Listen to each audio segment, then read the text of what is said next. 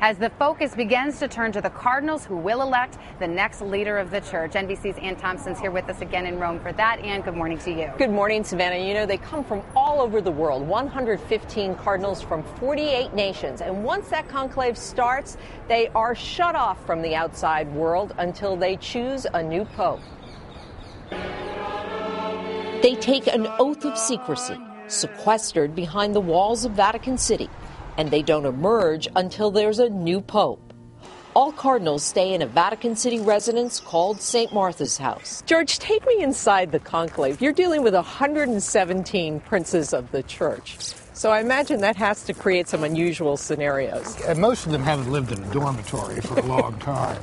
And remember in 78, Cardinal Carberry of St. Louis was fretting over whether there would be a place to plug in his electric razor.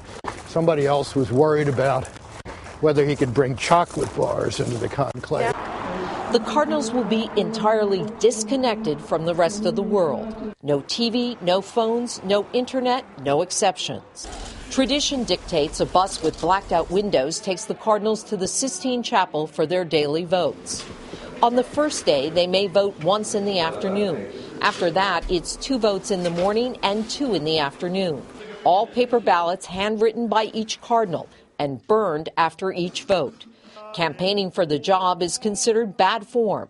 If a cardinal wants the job, there are subtle maneuvers. A cardinal may come up and see a fellow cardinal and take his arm and lead him to have a coffee together. And a 5-minute conversation can perhaps change the balance in a conclave.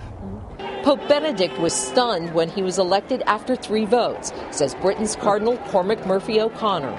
I remember going, the senior cardinal going up to Cardinal Ratzinger and said, "Your Eminence, will you accept to be the Supreme Pontiff of the Catholic Church?" And we all waited. He said, "No, I can't." And then he said, "I accept as the will of God." And then he's Pope. White smoke from the chimney and pealing bells together, signaling the next chapter in the history of the Catholic Church. Now, to get the smoke white and to get the smoke black, they add chemicals. But in 2005, when Cardinal Ratzinger was selected as Pope, and the smoke went up, we really couldn't tell. It was kind of gray, and it wasn't until the bells started pealing, that's the other signal, that there was a new pope. So we're hoping this time they make it much clearer. Well, thank goodness for the bells, a fail-safe measure, and I guess it's canon rule number 36 that says no tweeting. No, yeah, exactly. No tweeting, no Facebook, no Instagram either. Yeah. All right, Ann Thompson, thank you. Fascinating story.